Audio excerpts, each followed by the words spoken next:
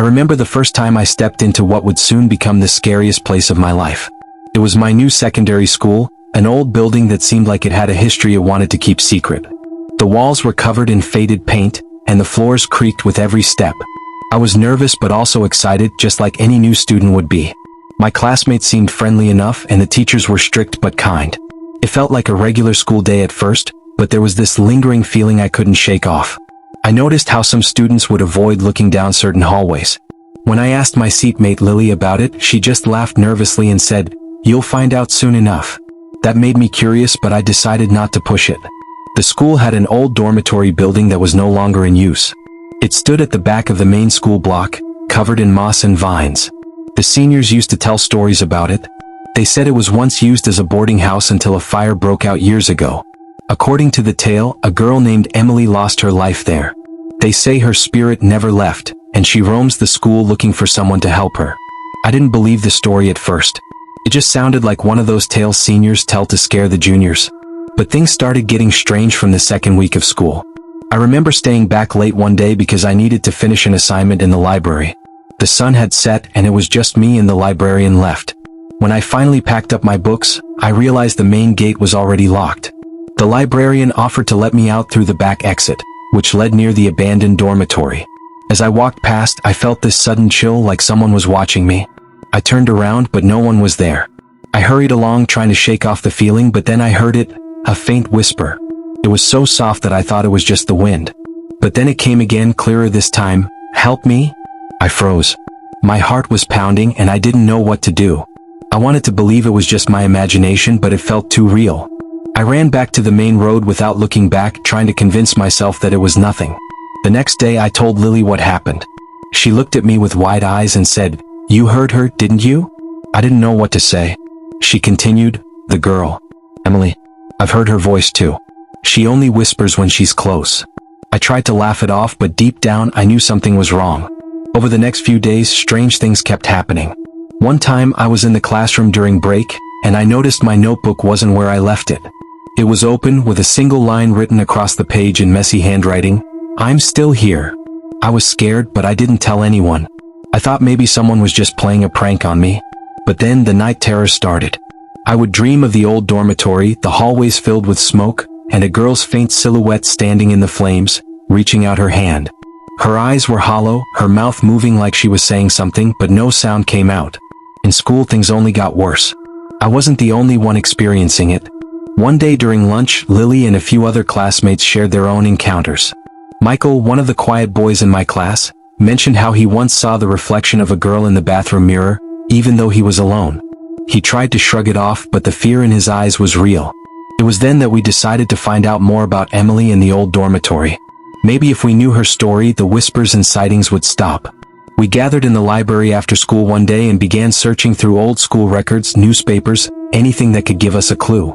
The librarian, Mrs. Watson, seemed to notice our curiosity and quietly pulled out an old file from her drawer. "This is what you're looking for," she said softly, placing it on the table. Her voice had a hint of sadness. "Be careful, children. Some stories are better left untold." Inside the file were old photos of the dormitory, news clippings about the fire, and a few pages from what looked like a diary. The diary belonged to Emily. The last entry was dated a week before the fire. It read, "I'm scared. There's something wrong with this place. I keep hearing whispers at night and they're getting louder." We all felt a chill as we read those words. Lily looked at me, her face pale. "It's happening again," she whispered. Michael, who had been quiet this whole time, finally spoke up. "We need to go to the old dormitory. We need to see if there's anything there. Maybe then she'll leave us alone." The thought of going into that abandoned building terrified me, but I knew he was right. If we wanted the whispers to stop, we had to face whatever was haunting us. We made a plan to meet after school the next day and sneak into the old dormitory. Little did we know this decision would change everything. We gathered the next evening, just as the sun was beginning to set. The sky was a deep orange and the school grounds were quiet. It felt like the whole place was holding its breath, waiting for something to happen. Lily, Michael, and I stood at the gate of the old dormitory. The building looked more menacing up close. The windows were shattered, and the door hung slightly ajar, creaking with every gust of wind. We each carried a flashlight and a piece of chalk, just in case we needed to mark our way. "Are you sure about this?" I asked, my voice shaking. Michael nodded, his face set with determination. We need to know why she's still here. We need to find out what happened that night. With a deep breath, we pushed the door open. It groaned loudly as if it hadn't been touched in years. The air inside was cold, much colder than outside. Dust floated in the beam of our flashlights as we moved forward. The hallway was lined with old, broken furniture. Lockers were left half open, their contents spilling onto the floor. Suddenly we heard it, the faint sound of crying. It echoed through the empty building, sending shivers down my spine. I could see Lily gripping her flashlight tightly, her knuckles white. "Did you hear that?" she whispered. We followed the sound to the staircase. It was coming from upstairs. Every step we took felt heavier, like the building itself was trying to keep us from moving forward. We reached the first floor and found ourselves in a long hallway with doors on either side. The crying stopped, replaced by a faint whisper. "Help me." We froze. The voice was so close, it felt like someone was standing right behind us. I turned around quickly, but there was no one there. Lily started breathing heavily, her eyes darting around. "We need to leave," she said, her voice breaking. Before we could move, the lights in the hallway flickered on for a brief second, revealing a girl standing at the end. Her face was pale, her eyes hollow, and she was reaching out towards us. Then the lights went out and she was gone. We ran. We didn't look back, we just ran. We burst out of the old dormitory, gasping for breath, our hearts pounding in our chests. "She's real," Michael said, his voice barely a whisper. "Emily's spirit is still here." We stood there in silence, the weight of our experience sinking in. The school wasn't just haunted by an old story. Emily was still here and she was trying to tell us something. "Why is she crying for help?"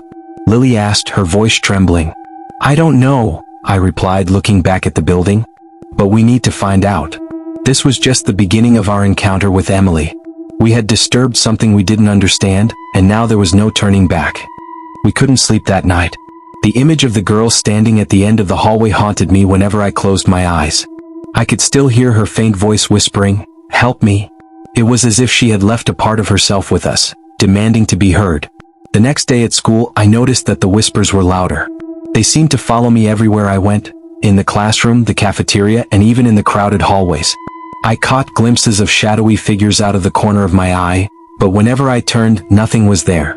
Lily and Michael looked just as tired as I felt. We gathered during lunch, away from the other students who seemed oblivious to what was happening. "We have to go back," Michael said, his voice firm despite the fear in his eyes. "Are you crazy?" Lily shot back. "You saw what happened yesterday. She doesn't want us there." "But she's trying to tell us something," I interrupted, my mind racing. "What if she's trapped here because of something that happened to her?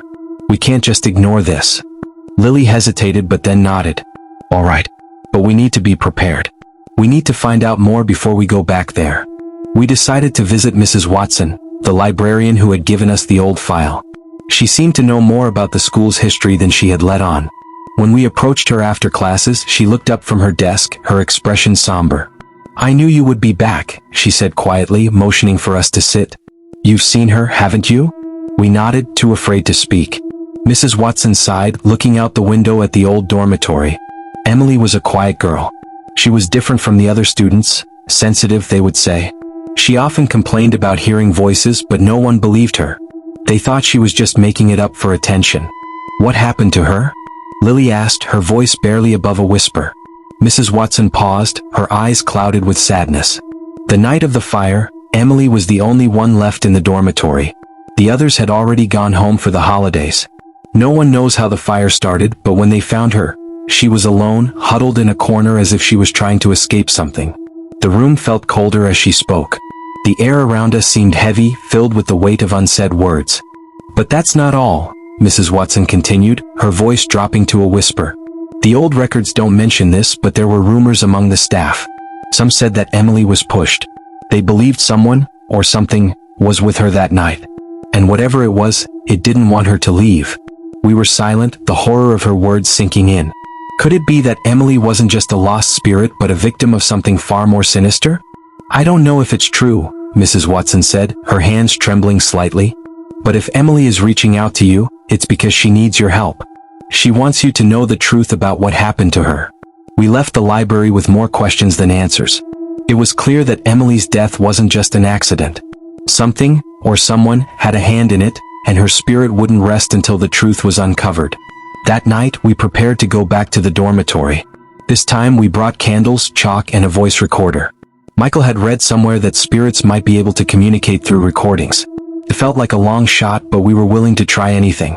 As the sun dipped below the horizon, casting long shadows over the school, we made our way to the old dormitory once again. The building loomed ahead of us, dark and silent, like it was waiting for us to enter.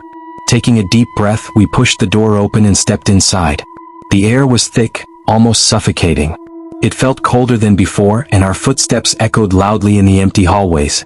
We walked cautiously, following the same path we took the previous night. We reached the staircase and began climbing. Each step felt like a struggle, as if an invisible force was pushing against us. When we reached the first floor, the crying started again, but this time it was louder. It sounded desperate, like a plea for help. We made our way to the end of the hallway where we had seen the girl's figure. There was a door there, half open, leading into what used to be one of the dorm rooms. I pushed it open slowly. The room was empty, except for an old, charred bed frame and a shattered window. Moonlight streamed in, casting eerie shadows on the walls. We placed the voice recorder on the ground and lit the candles, forming a small circle around us. "Emily," Michael called out softly. "If you're here, we want to help you. Please tell us what happened." For a moment there was silence. Then the temperature dropped sharply and we saw our breath mist in the air. The candles flickered violently, almost going out. I could feel a presence in the room, standing right behind us. I mustered up the courage to speak. "Emily, we know you were scared that night. We're here to listen. Please tell us what you need." Suddenly, the door slammed shut with a loud bang, making us jump. The candles went out, plunging us into darkness. We fumbled for our flashlights, our hands shaking. When we turned them on, the beam of light fell on the wall opposite us. Written in ash were the words, "Not alone. He's here." We stared at the message, our hearts pounding. Who was he? Before we could react, the voice recorder on the floor crackled to life. We could hear static, then a faint voice, distorted but unmistakably Emily's. "He won't let me go. Help me." The voice faded, replaced by a low growl that sent chills down my spine. It wasn't Emily's voice anymore. It sounded angry, dangerous. The growl grew louder, the room vibrating with an unseen force. The candles flickered back to life, their flames a deep, unnatural blue. The temperature dropped even further, and we could feel the presence growing stronger, like it was closing in on us. "We need to leave," Lily screamed, her voice filled with panic. I grabbed the recorder and we bolted out of the room, racing down the stairs. The hallway seemed to stretch on forever, the exit farther away than it had been before. The whispers grew louder, a cacophony of voices all around us, blending into a terrifying scream. We burst through the front door, collapsing on the ground outside, gasping for breath. The whispers stopped, and the night fell silent again, the school looking as ordinary as it had before. We stared at each other, shaken. "There's something else there," Michael said, his voice trembling. "It's not just Emily.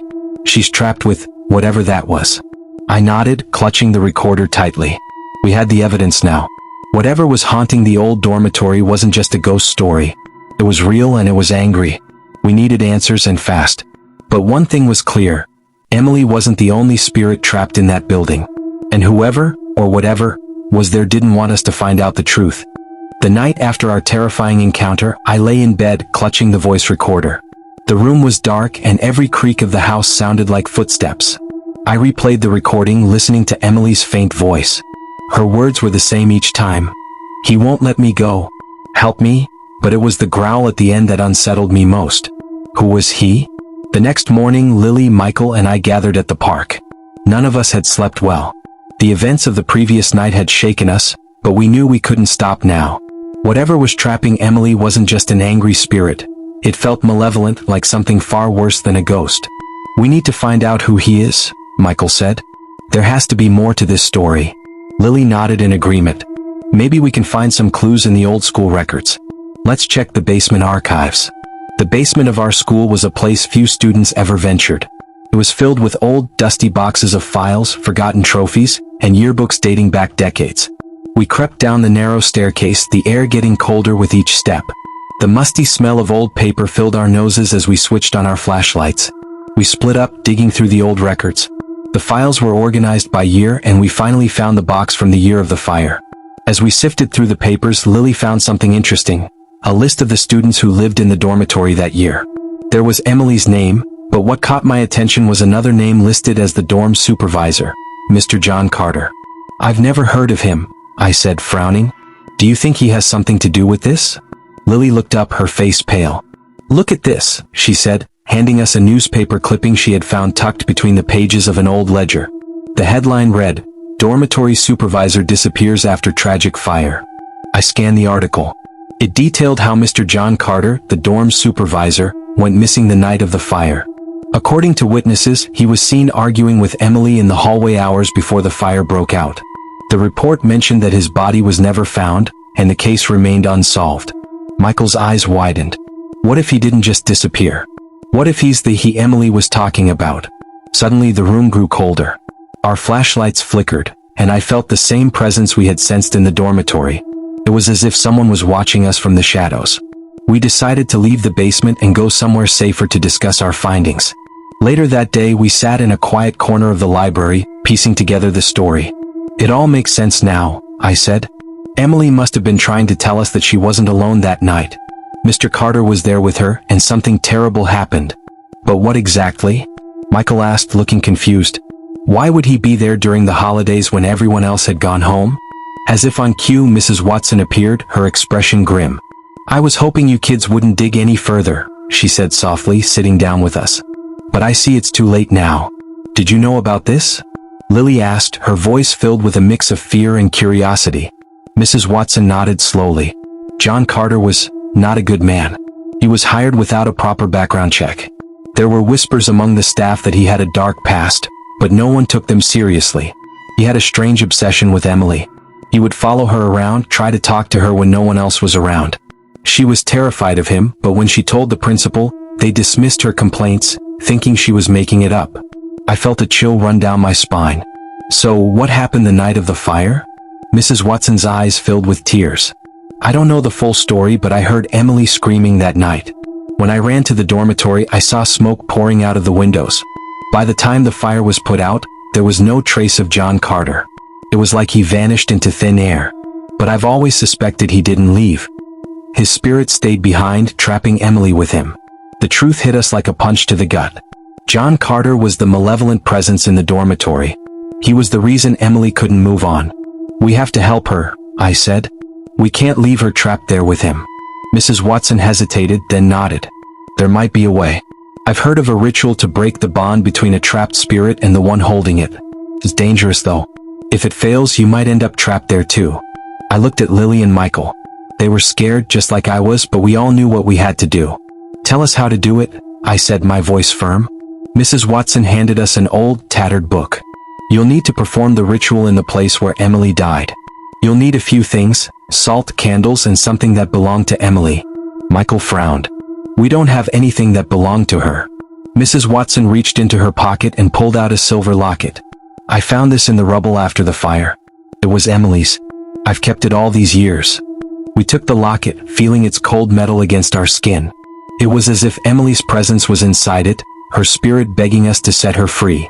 As the sun set, we gathered our supplies and made our way to the old dormitory once more. The building looked even more sinister in the fading light.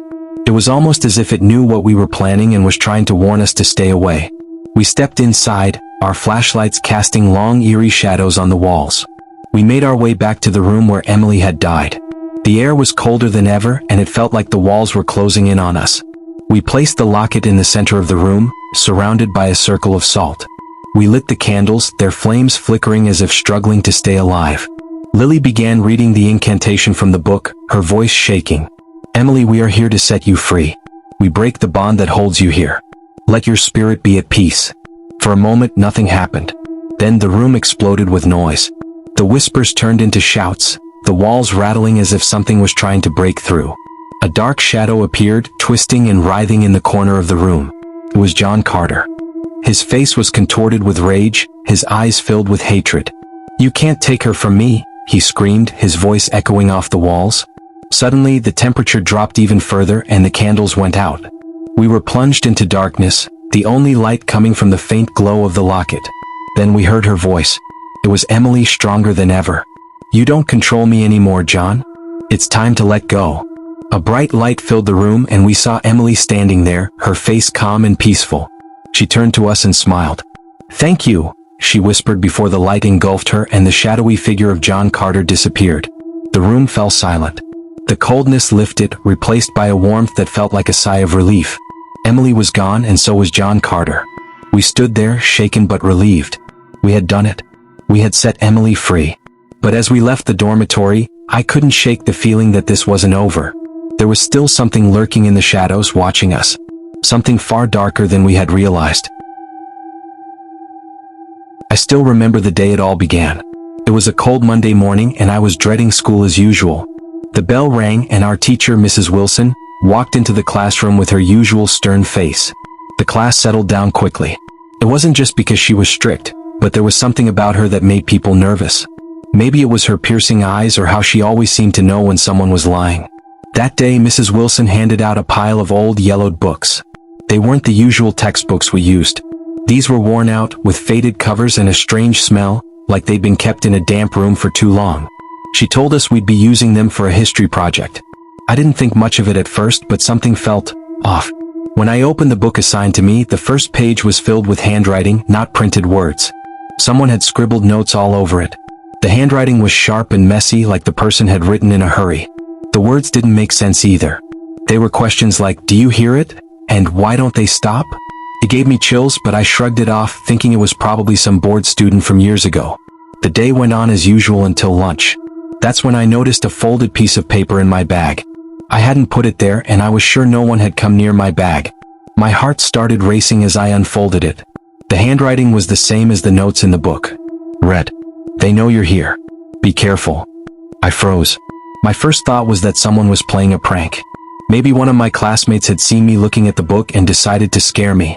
I looked around the cafeteria, but everyone seemed normal, chatting and eating like nothing was wrong. I wanted to ignore it, but the words kept repeating in my head, "They know you're here." After school, I couldn't shake off the uneasy feeling. I decided to show the note to my best friend, Sophie.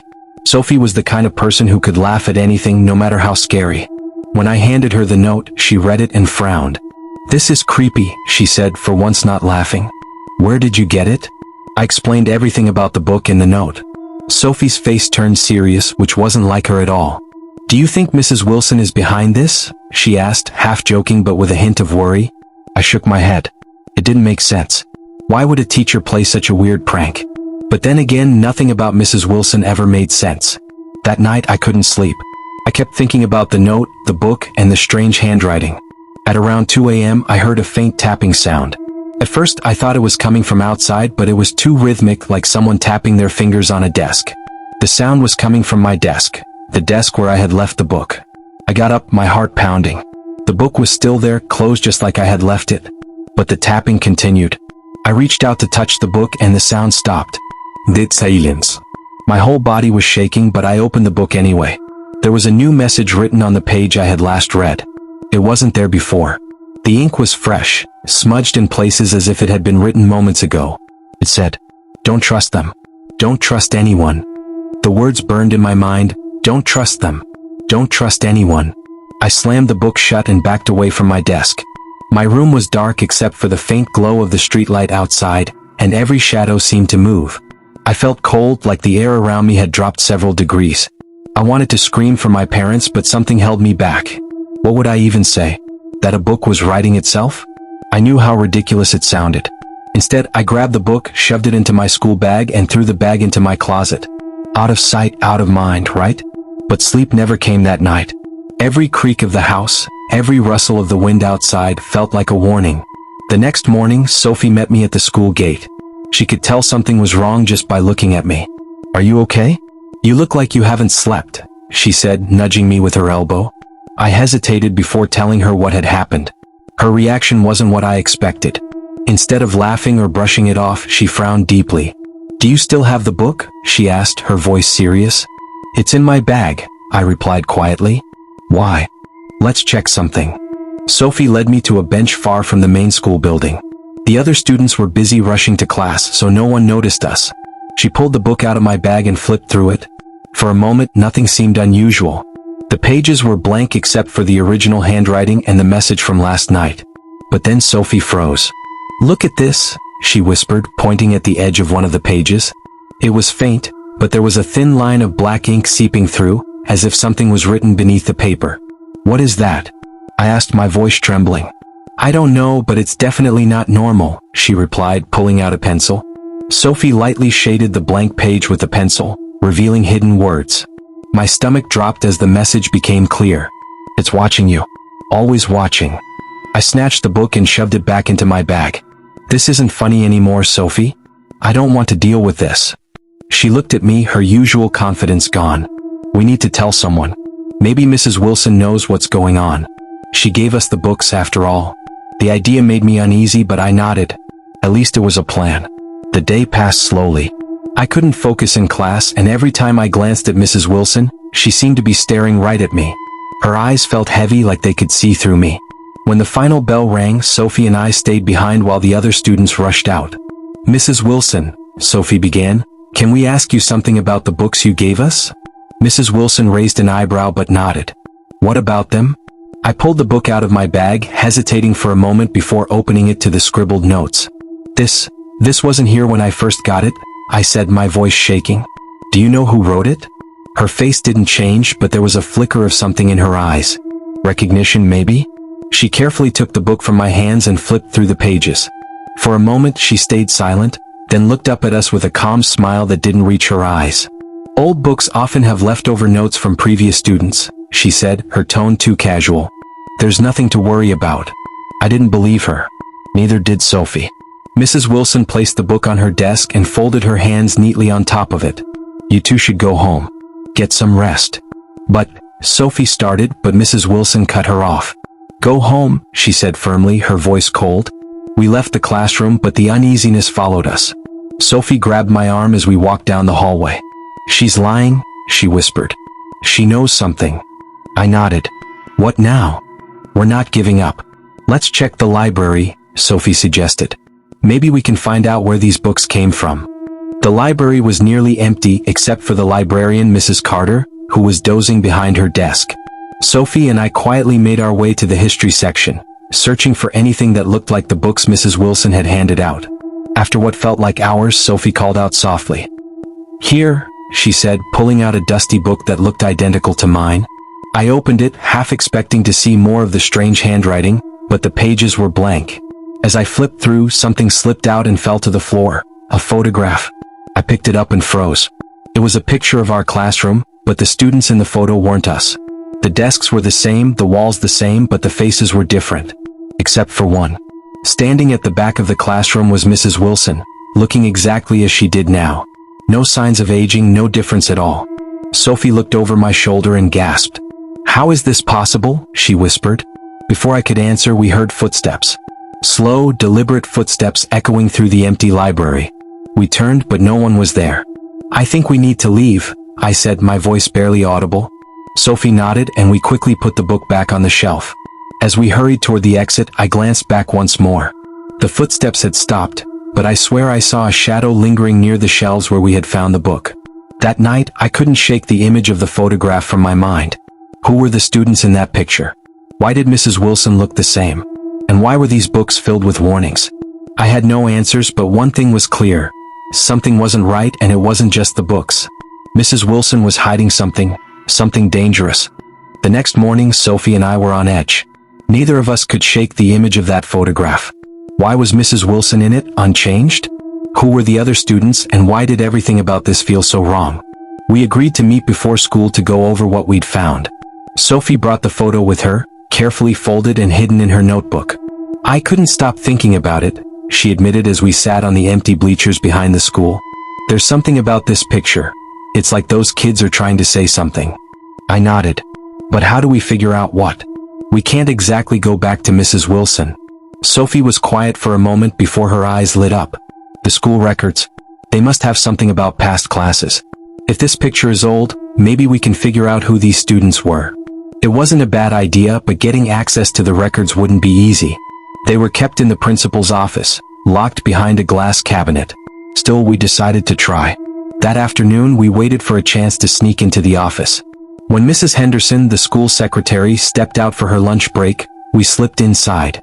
My heart was pounding so loudly I was sure Sophie could hear it. The cabinet was locked as we expected, But Sophie pulled out a hairpin and got to work. "Where did you learn to do that?" I whispered. "Movies," she replied with a grin, but her hands were shaking. After what felt like an eternity, the lock clicked open. Sophie carefully pulled out a stack of dusty yearbooks and class records. We flipped through them quickly, looking for anything that matched the photo. Finally, in a yearbook from 20 years ago, we found it. The same classroom, the same students, and the same Mrs. Wilson. Only this time, the names of the students were printed below the photo. There were 10 of them, and as we read their names, a chill ran down my spine. Each name had been crossed out in red ink, and the word, "missing," was written next to it. "What is this?" Sophie whispered, her voice barely audible. Before I could answer, we heard a door creak open. Someone was coming. Sophie quickly shoved the book back into the cabinet and we ducked behind the desk. Heavy footsteps echoed in the office. Through a crack in the desk, I saw Mrs. Wilson. She stood in the middle of the room, looking around as if she knew someone was there. "I know you're hiding," she said, her voice calm but chilling. "Come out." We stayed perfectly still, not even daring to breathe. After a few agonizing moments, she turned and left, the door clicking shut behind her. Sophie and I waited for a minute before quietly sneaking out. That evening, Sophie and I met at my house to go over what we'd found. "Do you think those students disappeared?" I asked, my voice shaking. "They didn't just disappear," Sophie said. "They were erased. The school covered it up. Think about it.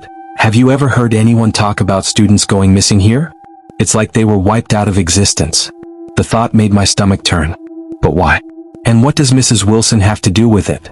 "I don't know," Sophie admitted. "But I think we need to find out." We decided to start with the names of the students. Sophie suggested we search online to see if there were any news articles about them. To our surprise, we found almost nothing. It was as if they had never existed. Except for one name. A girl named Rachel Hart. There was a single mention of her in an old forum post. Someone claiming to be her sister had written about how Rachel had vanished after staying late at school one night. The post ended with a chilling line, "She told me she was hearing voices before she disappeared." My hands were shaking as I read it aloud to Sophie. "Do you think those voices are the same ones mentioned in the book?" "Maybe," Sophie said. "But what if they're not just voices? What if they're warnings?" The next day at school, I felt like I was being watched. Every time I turned a corner, I expected to see Mrs. Wilson. But she didn't appear. Instead, strange things started happening. During history class, the lights flickered. The air felt heavy, like it was harder to breathe. And then I heard it, a faint whisper so soft I wasn't sure if it was real. At first, I thought I was imagining things. But then I saw Sophie stiffen in her seat. Her eyes darted around the room and I knew she'd heard it too. The whisper grew louder, but the words were garbled, like someone speaking underwater. After class, Sophie grabbed my arm. "You heard it, didn't you?" I nodded. "What is happening?" "I don't know, but it's getting worse," she said. "We need to figure this out before..." She stopped mid-sentence, her eyes wide with fear. I turned to see what she was looking at. Mrs. Wilson was standing at the end of the hallway, staring right at us. Her expression was unreadable, but her eyes seemed darker, almost black. She didn't say anything. She just stood there watching. That night, I dreamed of the classroom. The students from the photo were there, sitting in their desks, but their faces were blank, like smudged charcoal drawings. They were whispering all at once, their voices overlapping. I couldn't understand what they were saying, but one word kept coming through: run. I woke up drenched in sweat, my heart racing. My phone buzzed on my nightstand and I grabbed it. It was a text from Sophie. "Meet me tomorrow. I think I know what's happening." The night after Sophie's text felt endless. I couldn't stop thinking about her message. What did she mean by knowing what was happening? And more importantly, how had she figured it out? The next morning, I found Sophie waiting for me by the bleachers. Her face looked pale, and her eyes were shadowed like she hadn't slept. She clutched her notebook tightly, almost as if it was her lifeline. "I stayed up all night," she said, her voice barely above a whisper. "You're not going to believe what I found." She opened the notebook and flipped to a page filled with scribbled notes and old newspaper clippings. I found another name from the photo: Michael Carter. His disappearance wasn't in the school records, but it was mentioned in an old article from 20 years ago. It was labeled an unexplained event. His parents claimed he vanished inside the school after detention. They said the last person to see him was... She hesitated, swallowing hard before saying, "Mrs. Wilson." The words hit me like a punch. "This can't just be a coincidence," I muttered. "What's going on with her?" "It gets worse," Sophie continued. Every student in that photo either went missing or, she trailed off, flipping the page to show a torn-out article, was found dead under strange circumstances. The headline read, "Local teen found unresponsive in classroom." The article detailed how a student named Grace Parker was found alone in room 32, the same room we'd been cleaning the day we found the photograph. The cause of death was listed as unknown, but witnesses claimed they heard strange noises coming from the room that night. We decided to return to room 32 after school. It was a reckless idea, but we couldn't ignore the trail of evidence leading us back there. As the final bell rang, Sophie and I slipped away from the other students, careful not to draw attention to ourselves. The hallway leading to room 32 felt colder than usual, and the fluorescent lights flickered faintly. When we reached the door, Sophie hesitated. "Are you sure about this?" she asked. "No," I admitted, but I pushed the door open anyway. The room looked exactly as it had the day we first cleaned it. Dusty desks, peeling paint, and a faint musty smell. But something was different. On the chalkboard, there was writing that hadn't been there before.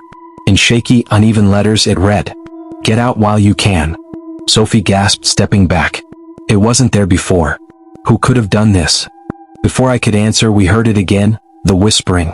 It started faint, like a breeze moving through the cracks, but it grew louder with every passing second. The words were clearer now, overlapping in an urgent, desperate tone. "Help us, she's coming, run." I felt my throat tighten, panic rising in my chest. "We need to leave," I said, grabbing Sophie's arm. But before we could move, the door slammed shut behind us with a deafening bang. We both screamed, rushing to the door, but it wouldn't budge. It was as if an invisible force was holding it shut. The whispering grew louder, filling the room, and the air felt heavy, pressing down on us. I turned to Sophie, her face pale with terror, and then I saw it. The photograph. It was lying on the teacher's desk, but something was different. The students in the picture were no longer seated. They were standing, their faces turned toward us, their empty eyes staring straight ahead. And Mrs. Wilson, she wasn't in the photo anymore. "She's not in the picture," Sophie stammered, her voice shaking. "Where is she?" As if in response, the lights flickered violently, and a shadow appeared at the front of the room. It was tall and thin, its outline flickering like a broken projection. Slowly, the shadow took shape, Mrs. Wilson. But it wasn't the Mrs. Wilson we knew. Her face was gaunt, her eyes hollow, and her mouth twisted into a cruel smile. "You shouldn't have come here," she said, her voice echoing unnaturally. "You should have left it alone." "What do you want from us?" Sophie yelled, her voice cracking. Mrs. Wilson's smile widened. "The same thing I wanted from them," she said, gesturing toward the photo. "To listen. To obey." The students in the photo began to move, their blank faces turning toward us. They started stepping out of the picture, their movements jerky and unnatural, like marionettes being pulled by invisible strings. "We need to get out of here," I shouted, pulling at the door. Sophie joined me, and together we rammed into it with all our strength. It finally gave way, and we stumbled into the hallway, slamming it shut behind us. We didn't stop running until we were outside, gasping for breath. My mind was racing, trying to process what had just happened. "What do we do now?" I asked Sophie. "We can't go back in there," she said, her voice trembling. "We need help.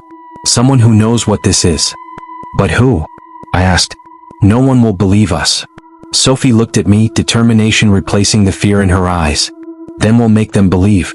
There has to be someone who knows the truth about Mrs. Wilson and that classroom." As we walked away from the school, I couldn't shake the feeling that we were being watched. Turning back, I saw a shadowy figure standing in the window of room 32.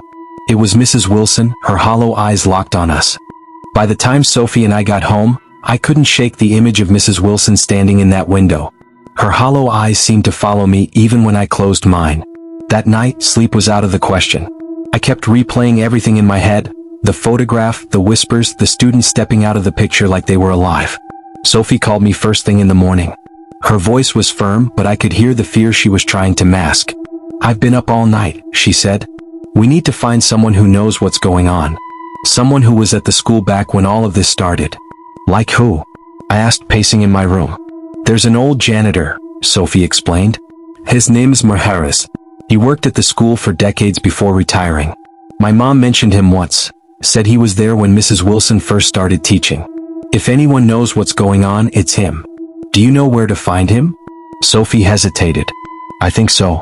I heard he lives alone in the old neighborhood near the train tracks. We could check there after school." I wasn't thrilled about the idea of wandering around an unfamiliar part of town, but we didn't have much choice. We agreed to meet up after school and head to Mr. Harris's house together. The day dragged on painfully slow. Every corner of the school felt darker, heavier, like the building itself was watching us. When Mrs. Wilson walked into class, my stomach dropped. She didn't say anything unusual, but her presence felt different. It was like she knew we were digging into her past. Her gaze lingered on Sophie and me longer than it should have, and I swear I saw the faintest trace of a smirk cross her lips. When the final bell rang, Sophie and I wasted no time. We left the school grounds and made our way to the old neighborhood. The houses there looked like they'd been forgotten by time. Faded paint, overgrown yards, and broken fences. "This is it," Sophie said, stopping in front of a small rundown house with a sagging roof. The windows were covered with thick curtains and the mailbox was stuffed with old newspapers. We knocked on the door, but there was no answer. Sophie knocked again, harder this time. "Go away," a raspy voice yelled from inside. "Mr. Harris, please?" Sophie called. "We need to talk to you. It's about Mrs. Wilson." The house fell silent. After a few seconds, we heard shuffling footsteps, and the door creaked open just enough for an old man to peer out. His face was weathered, his eyes sunken, and his expression guarded. "What do you know about her?" he demanded, his voice low and wary. "She's not normal," I said, struggling to find the right words. "There's something wrong with her. And with room 32. At the mention of the room, Mr. Harris's face twisted with fear. He opened the door wider and gestured for us to come inside. The inside of Mr. Harris's house was just as worn as the outside. Papers and books were scattered everywhere, and the air smelled faintly of mildew. He motioned for us to sit while he poured himself a cup of tea, his hands shaking slightly. "You kids shouldn't be messing with this," he said, sitting across from us. "Whatever's happening in that school, it's been going on for years. Decades even." "What do you mean?" Sophie asked. He sighed heavily, staring into his tea. "Mrs. Wilson wasn't always the way she is now. She used to be kind, even a little shy. But everything changed after. The fire." "Fire?" I echoed, leaning forward. He nodded. "It was about 25 years ago. There was an accident during a school event. A group of students got trapped in the old wing, the part of the school that doesn't exist anymore. The fire spread quickly and they couldn't get out in time. Everyone in that wing died, including Mrs. Wilson. I felt a chill run down my spine. But she's alive. Is she?" Mr. Harris asked, raising an eyebrow. "The Mrs. Wilson you see today isn't the same woman who taught back then. Something came back in her place and it's been haunting that school ever since." "Why room 32? Sophie asked. Mr. Harris hesitated, then got up and rummaged through a pile of papers on his desk. He pulled out an old photograph and handed it to us. It was faded and slightly burned around the edges, but we recognized it instantly. It was the same photo we'd found in the classroom. "That room was rebuilt over the spot where the old wing used to be," he explained. "Room 32 was where the fire started. The students in that photo, they were the ones who died that day. Their spirits are tied to that room and Mrs. Wilson is keeping them there." "Why?" I asked, my voice barely above a whisper. "She feeds on them," Mr. Harris said grimly. "And anyone who stumbles too close to the truth becomes her next victim." Sophie and I exchanged horrified looks. It all made sense now. The whispers, the photo, the students' disappearances. "How do we stop her?" Sophie asked, her voice firm despite the fear in her eyes. Mr. Harris shook his head. "You don't. The only way to stay safe is to stay away. Leave that school, forget about what you've seen, and never go back to room 32. But I couldn't accept that. There had to be a way to end this, to free the students trapped in that room. "There has to be something we can do," I said. "Some way to break the connection." Mr. Harris hesitated again, then leaned in closer, lowering his voice. "There's a ritual," he said. "But it's dangerous. If you fail, she'll come for you." "What kind of ritual?" Sophie asked. Mr. Harris looked at us, his expression filled with both fear and pity. "You'll need to destroy the photograph. It's the anchor that ties her to this world. But you can't do it anywhere. You have to burn it in room 32. My stomach dropped. The thought of going back into that room made my blood run cold, but I knew we didn't have a choice. "Then that's what we'll do," I said, trying to sound braver than I felt. Sophie nodded, her jaw set with determination. "We'll end this. Together." As we left Mr. Harris's house, the sun was setting, casting long shadows across the empty streets. For the first time, I felt like we had a plan, but I also knew the hardest part was yet to come. We were going back to room 32. And this time we might not make it out alive. Sophie and I walked back to school under the weight of silence. The plan was simple: burn the photograph in room 32 and end whatever nightmare Mrs. Wilson had unleashed. But deep down, I knew nothing about this was simple. When we arrived, the school was eerily quiet. The halls stretched out like a maze, darker than usual, as though the building itself was warning us to turn back. Sophie clenched the photograph in her hand, her knuckles white with tension. "Are you ready?" she asked. "No," I admitted. "But we have to do this." She nodded, and together we pushed open the door to room 32. The air inside the room was thick and suffocating, the faint smell of burning wood lingering. Shadows danced along the walls, twisting and moving even though there was no source of light. The whispers started again, low and unintelligible, growing louder as we stepped further inside. I set down the small can of kerosene and matches we'd brought, my hands trembling. Sophie unfolded the photograph, her eyes scanning the faces of the students trapped within. "They deserve to be free," she whispered. "Then let's finish this," I said, pouring the kerosene onto the floor in a circle around the center of the room.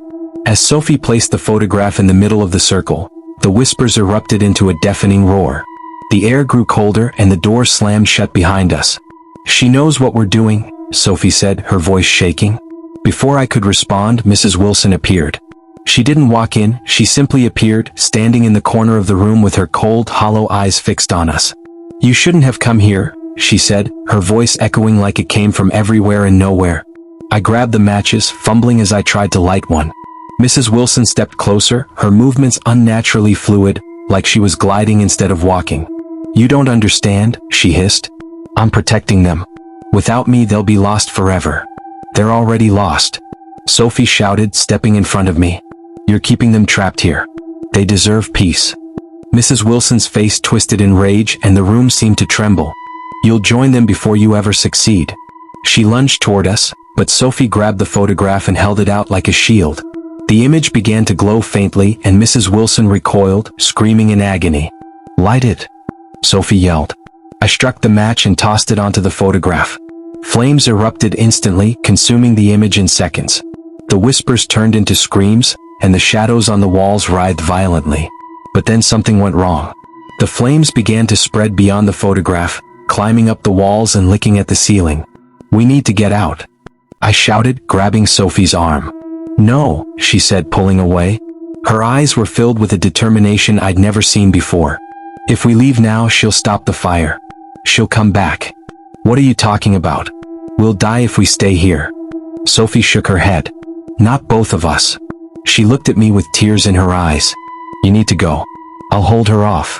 "No. Sophie, you can't." "Promise me," she screamed, cutting me off. "Promise me you'll make this worth it." I froze, unable to move, but the fire was closing in fast. Mrs. Wilson was still screaming, her form flickering like a bad signal. Sophie turned to face her, clutching the burning photograph with both hands. "Go!" Sophie yelled one last time. And I ran. By the time I made it out of the building, the entire room was engulfed in flames. I stood there, helpless, watching as smoke billowed out of the windows. The fire department arrived shortly after, but it was too late. Room 32 was completely destroyed. They found no trace of Mrs. Wilson or Sophie, only ashes and debris. The next few weeks were a blur. The school was temporarily shut down for repairs, and the authorities ruled the fire as an accident. I couldn't bring myself to tell anyone what really happened. Who would believe me? Sophie's family was devastated. Her parents received a compensation package from the school district, and a scholarship fund was set up in her name to help other students. It was a small comfort, but it didn't fill the void she left behind. As for me, I transferred to a new school. I couldn't stay there, not after everything that happened. But every now and then I think about Sophie, her bravery, her sacrifice. She saved me and she saved those trapped students. I like to believe that somewhere she's at peace. That her name lives on, not just in the scholarship, but in the lives she touched. Room 32 was never rebuilt. It remains an empty space, cordoned off and forgotten by most. But I'll never forget. And sometimes late at night, I hear the faintest whisper in the wind. "Keep your promise." And I always will.